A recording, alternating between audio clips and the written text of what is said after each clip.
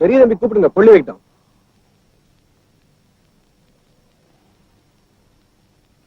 பெரிய தம்பி பாப்பா, கொள்ளி வை.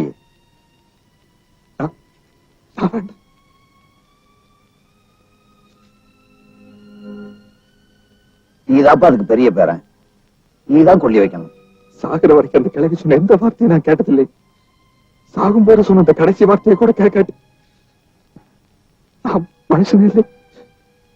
யாராவது கொள்ளி வை, தயவு செய்து யாராவது வைக்க.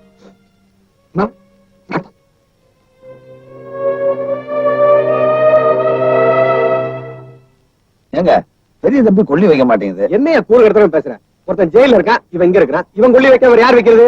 என்ன அனாதை போணுமா? உணர்ச்சியே இல்லாத உனக்கு அவன் வார்த்தையில இருக்க உண்மை எங்க புரிய போகுது? யோ வந்தத கொடுங்க.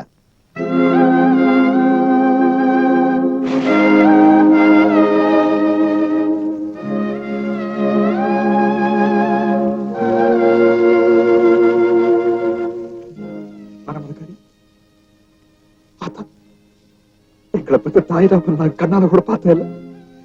ஆனா அதே இருந்து எங்களை வளர்த்து ஆளாக்கல. செத்ததுக்கு அப்புறம் அனாத போனமே அடிச்சிட்டு இருக்கிய. கொள்ளி வைக்க வேண்டாம் சொல்லிட்டிய கிளவி. சத்தியமா சின்ன தம்பி நான் மாட்ட வைக்கல. இதை என்னைக்காவது ஒரு நாள் சின்ன தம்பி புரிய வச்சிருவேன், கவிதாவுக்கும் புரிய வச்சிருவேன். ஆனா எப்படி செத்து போயிட்டு உங்களுக்கு எப்படியா தப்புரிய வைப்பேன்?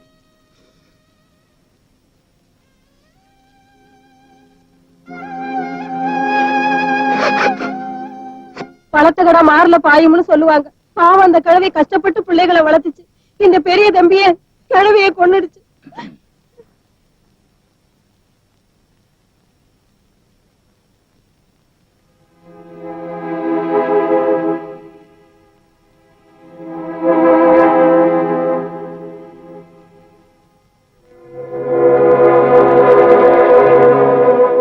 ஊர்கிழமைங்க என்னை பத்தி என்ன வேணும்னாலும் பேசிட்டு போட்டு. நீயாவது என்ன? எதுக்காக நம்பணும்? மனுஷனா இருந்தா நம்பலாம், ஒரு மிருகத்தை எதுக்காக நம்பணும்? ஆமா, எங்க வந்தீங்க? இது உன் வீடாச்சு, அதனால சொல்றீங்க? இல்ல, நீங்க ஒரு கிரிமினல். ஒரு கிரிமினலோட ஒரே வீட்டுல இருக்க எந்த ஒழுக்கமான பொண்ணும் விரும்ப மாட்டா. ஆமாமா, நான் கிரிமினல் தான். சட்ட விரோதமா சந்தன மரம் வெட்டி சம்பாதிச்சேன். எதுக்காக? நான் உன்னை முதல்ல எப்படி பார்த்தனோ அதே மாதிரி சந்தோஷமா வாழ வைக்கணுங்கிறதுக்காக. ஆனா அதுல இவன் மாட்டிக்குவா நான் நினைக்கவே இல்லாமா. காக்கா உட்கார பணம் பழம் விழுதுன்னு சொல்லுவாங்க. ஆனா இங்க பணம் மரமே விழுந்துருச்சு. அது என் தலையெழுத்து. 1000 தான் சொன்னாலும் நான் உங்களை நம்ப தயாரா இல்ல. அநியாயமா பழைய போட்டு சின்னத்தம்பி மாமாவை ஜெயிலுக்கு அனுப்பி வச்சிட்டீங்க. அவரை என்கிட்ட இருந்து பிரிச்சுட்டா என்னோட நீங்க சேர்ந்து வாழலாம்னு நினைக்கிறீங்களா? உங்க முகத்துல முழிக்கிறதே பாவம்.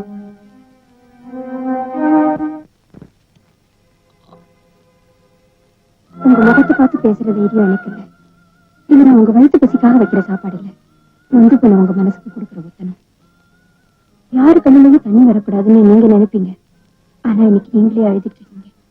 நான் ஆண்டவன் கிட்ட வேண்டிக்கிறது இல்ல, இன்னும் நீங்க ஆயுசு முழுக்க அழவே கூடாதுன்னுதான். அதிகமா பேசியிருந்தா தயவு செஞ்சு மன்னிச்சுக்கோங்க.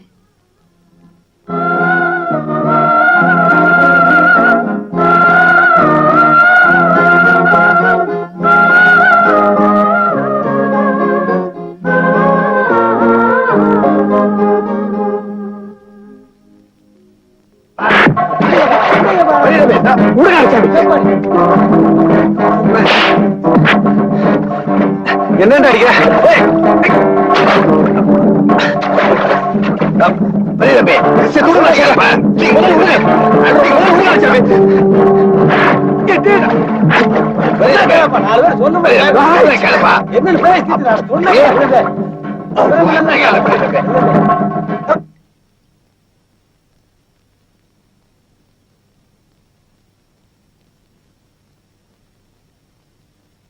அறிவு இருக்கா? கேள உட்காரியா. மகஜர் கொடுத்தியா? கொடுத்துட்டேன்.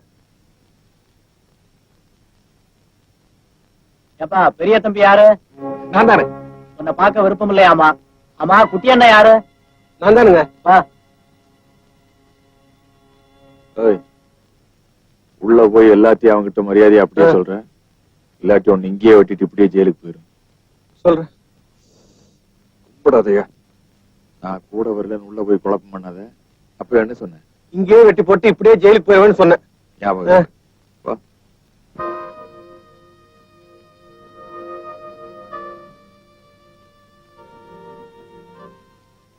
சின்ன தம்பி, பெரிய தம்பி தான் உன்னை ஜெயிலுக்கு அனுப்பிச்சா நீ தப்பா நினைச்சுட்டு இருக்க.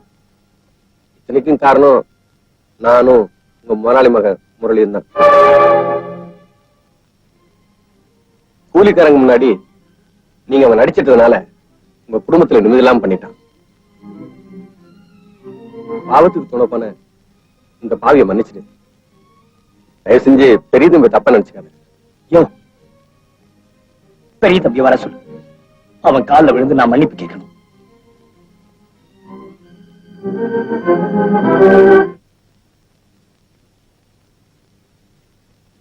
ஐயா, நான் சொன்னதெல்லாம் அவங்கிட்ட சொன்னியா? எங்க அம்மா மேல சத்தியமா எல்லாத்தையும் சொல்லிட்டேன்டா. அவன் உன்னை பார்க்கணும் ஆசைப்படுறான். ஏன்னா நல்லவன்னு புரிஞ்சுட்டு அதுவே போதிய. போலாம். நல்லா இருக்கல்ல? வேளா வேலைக்கு சாப்பிடுறானா? பசி தாங்க மாட்டேன். தப்பு பண்ணி இருந்தாலும் பரவாயில்ல, ஒண்ணு இடிக்கணும். வா.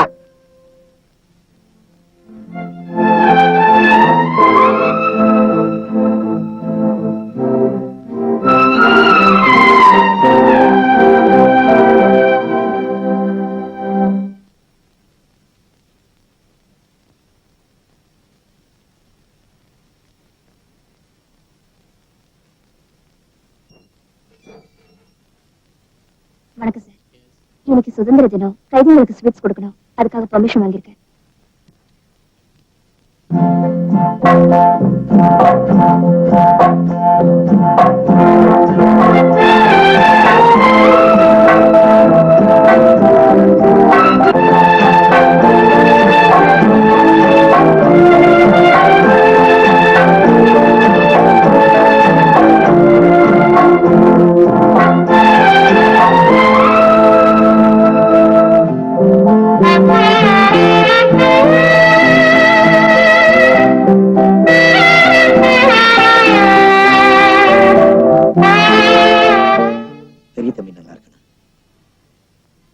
அந்த மிருகத்தை பத்தி பேசாதீங்க. இல்ல, அவன் நல்லவன். நம்ம தான் அவனை தப்பா புரிஞ்சுக்கிட்டோம். நம்ம முதலாளி மகன் முரளியும் பஞ்சாயத்து போர்டு பிரசிடண்டும் தான் இதுக்கெல்லாம் காரணம். அவங்கதான் என்ன ஜெயிலுக்கு அனுப்பிச்சாங்க. பாவம் பெரிய தம்பி, அவனுக்கு ஒண்ணும் தெரியாது.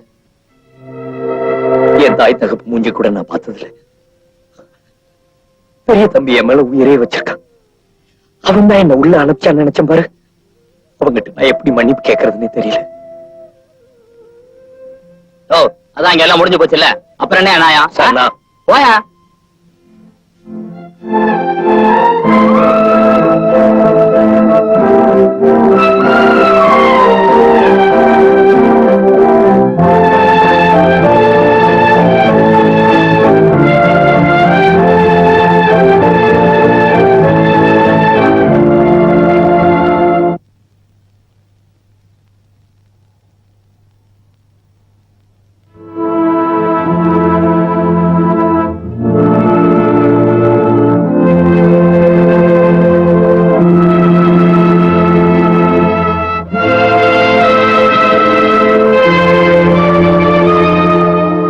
மாமா, நான் உங்களை புரிஞ்சுக்காம எவ்வளவு கேவலப்படுத்த முடியுமோ அவ்வளவு கேவலப்படுத்திட்டேன். என்ன மன்னிச்சிருங்க மாமா. பெத்த தாய் தகப்பனை பறி கொடுத்துட்டு வீடு வாசல் இல்லாம வீதியில நின்று எனக்கு நீங்க வாழ்க்கை கொடுத்தீங்க. ஆனா நான் உங்களையே வீதியில நிக்க வச்சுட்டேன். இந்த பாவத்துக்கு நான் எத்தனை ஜென்மம் எடுத்தாலும் எனக்கு விமோச்சனமே கிடைக்காது. என்ன மன்னிச்சிருங்க மாமா. உனக்கு பைத்தியமா?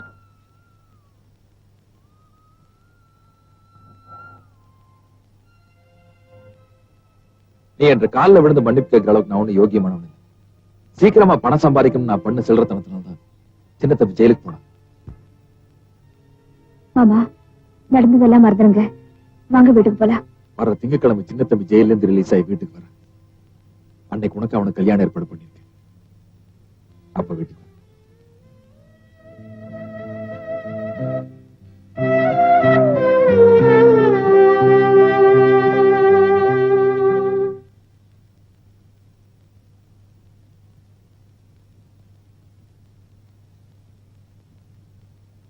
என்ன நீங்க நூல் வாங்கிட்டு வந்திருக்கீங்க? தொழில மாத்திட்டீங்களா? முதல்ல திரைக்கு வையே, அப்புறம் சொல்றேன். எதுக்கு இந்த நூலெல்லாம் வாங்கிட்டு வந்திருக்கீங்க? முகூர்த்த புடவை நேரத்துக்காக. நம்ம ஏரியாவுல எந்த பொம்பளையுமே அந்த மாதிரி முகூர்த்த புடவை கட்டி இருக்க கூடாது. அப்படி தெரு கரையில வச்சு தூள் பண்ணிடணும். கட்டிட்டு நின்னா அந்த பொண்ணை பார்த்து பொம்பளைகளுக்கு லவ் வந்துடணும். சரிங்க. ஆனா இந்த புடவையில ஒரு பெரிய விசேஷம் இருக்கு. கட்டிக்கு போறவ அவ கையாலே நெய்ய போற புடவை இது. அதான் விசேஷம். உன் மேல பரிதாபப்பட்டு நான் இந்த முடிவு எடுத்தேன்னு மட்டும் தயவு செய்து நினைக்காது. என் மேல பரிதாபப்படக்கூடிய ஒரே பொண்ணு நீதான். அன்புக்காக ஏமாத்தின.